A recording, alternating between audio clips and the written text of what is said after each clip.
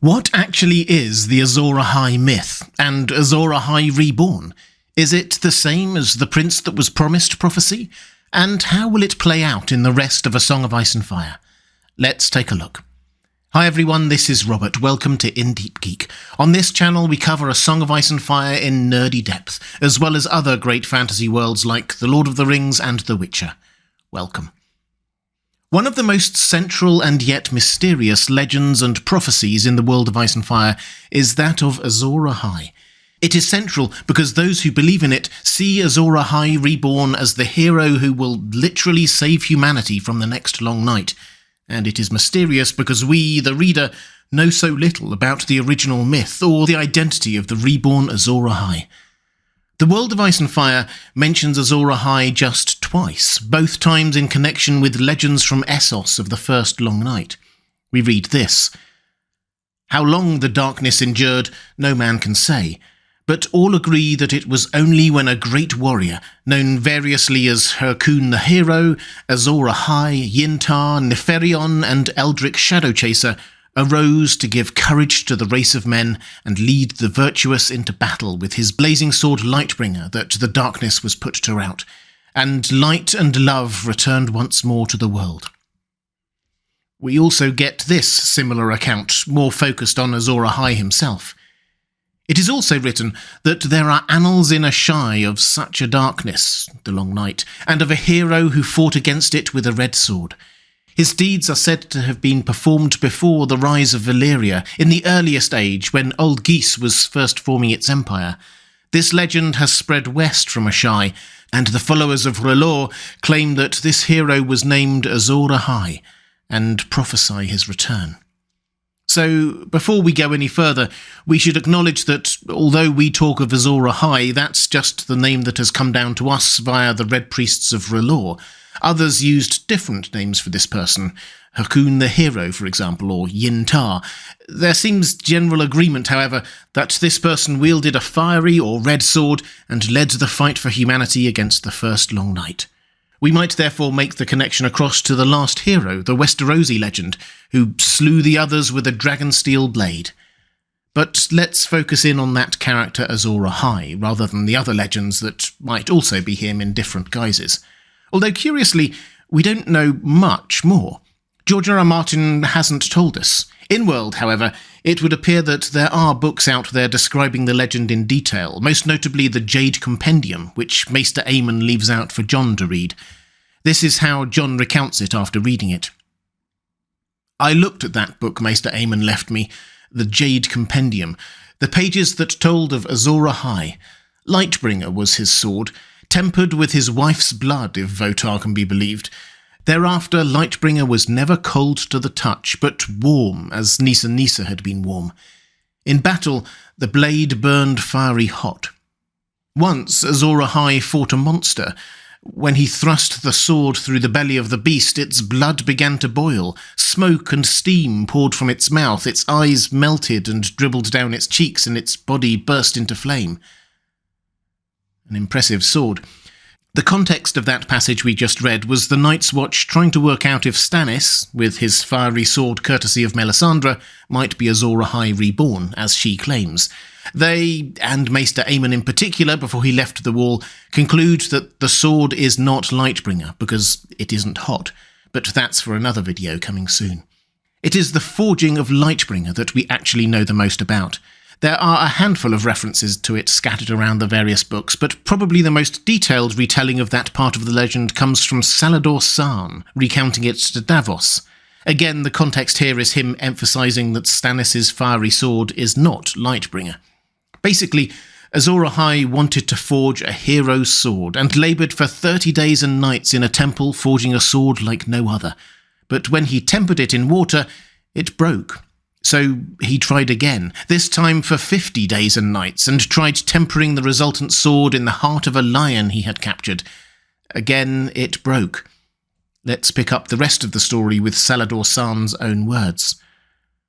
"Great was his woe, and great was his sorrow then, for he knew what he must do. 100 days and 100 nights he laboured on the third blade, and as it glowed white-hot in the sacred fires, he summoned his wife. "Nisa, Nisa," he said to her, for that was her name, "bare your breast, and know that I love you best of all that is in this world."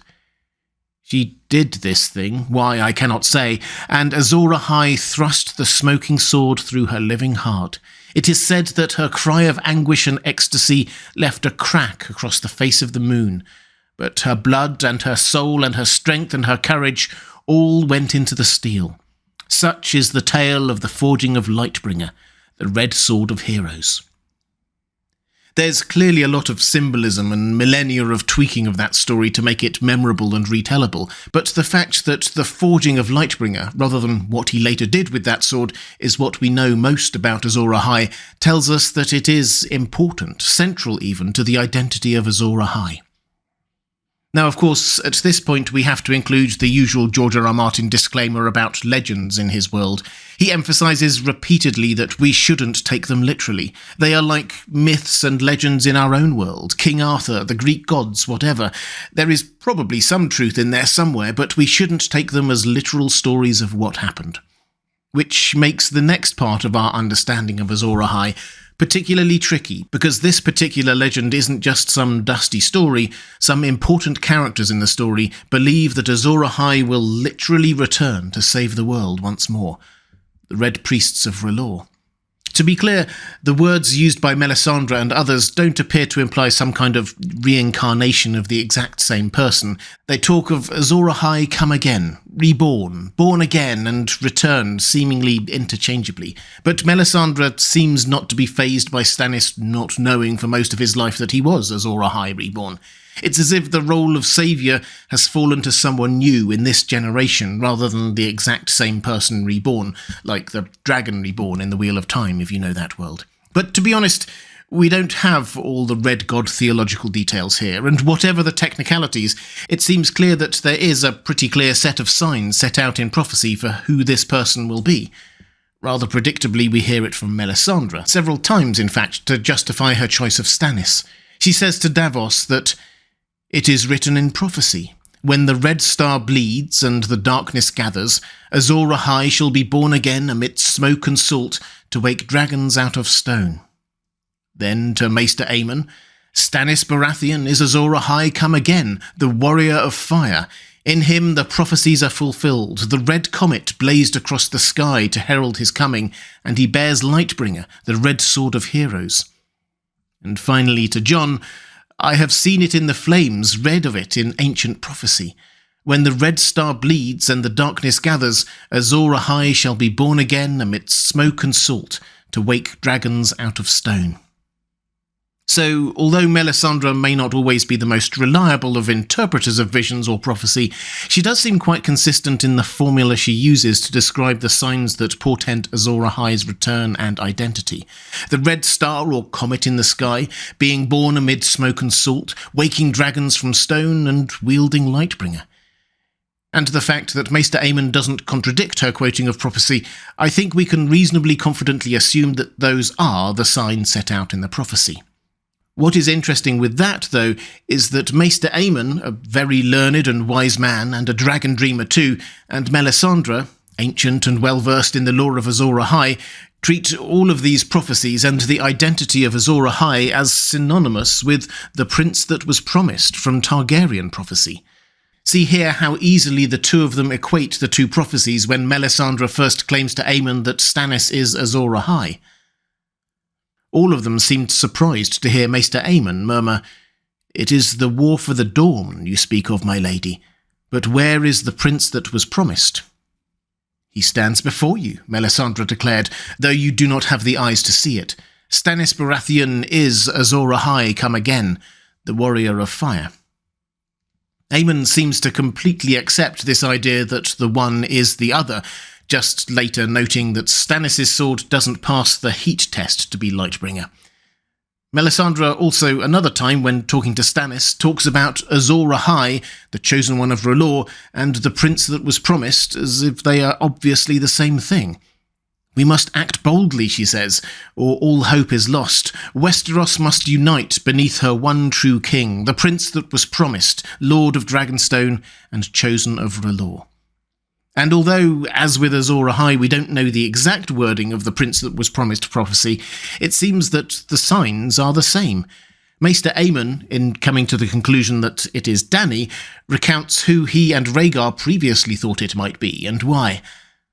Rhaegar, I thought. The smoke was from the fire that devoured Summer Hall on the day of his birth, the salt from the tears shed for those who died. He shared my belief when he was young, but later he became persuaded that it was his own son who fulfilled the prophecy, for a comet had been seen above King's Landing on the night Aegon was conceived, and Rhaegar was certain the bleeding star had to be a comet. So they were both looking for someone born amid smoke and salt and under a red star or comet. That's obviously the same as the Azor Ahai reborn prophecy. The prince that was promised prophecy has added a bit more detail, though. Melisandre says that it is 5,000 years old, although it seems to have been renewed for the more recent Targaryens. House of the Dragon has some of the prophecy engraved on the cat's paw dagger, saying, "From my blood come the prince that was promised, and his will be the song of ice and fire." And there is an overarching theme that the Targaryen line must survive because from it will come the prince that was promised, who will unite the realm against the darkness. The showrunner has made clear, though, that this is not tying George R. R. Martin's hands in any way, so let's treat that as semi-canon for the books. In the books, we read that the Woods Witch, who accompanied Jenny of Oldstones to King's Landing, prophesied that the prince that was promised would come from the line of Aerys II and Rhaella. Jaehaerys II, the king at the time, took it so seriously that he ordered those two marry, even though neither of them seems to have been particularly wanting that. As we noted a moment ago, Rhaegar, their eldest and for a long time only son, decided that he, therefore, must be the prince that was promised, and concluded that as a result, he must train to be a warrior. He read something in his scrolls and then made a decision to train up. When he changed his mind and decided that it was actually his son Aegon, he says this in a vision Dany sees in the House of the Undying. His wife Elia asks if he will write a song for his new son, for Rhaegar was a songwriter. He says this, "He has a song. He is the prince that was promised, and his is the song of ice and fire." So we have a clear list now of the signs people in the know seem to be looking out for when it comes to Azor Ahai Reborn, or the prince that was promised, if you prefer. As per Melisandre's recitation of the prophecy, we have the red star or comet in the sky marking their coming, being born amid smoke and salt, waking dragons from stone and wielding Lightbringer. And as per later Targaryen prophecy, we have someone born of the line of Aerys and Rhaella, a warrior, and in some way associated with the Song of Ice and Fire, whatever that may be. Which should narrow things down quite a bit when we're looking at who in the books might be Azor Ahai Reborn. I'll let you know what I think next time, but what do you think? Let me know in the comments below. If you'd like to see more videos like this diving deep into the lore of A Song of Ice and Fire, there's a link to my playlist on the left of your screen now. Or to support this channel, thank you. There's a link to my Patreon page on the right of your screen now. That's all for this time. Thanks for watching, and I'll see you again soon.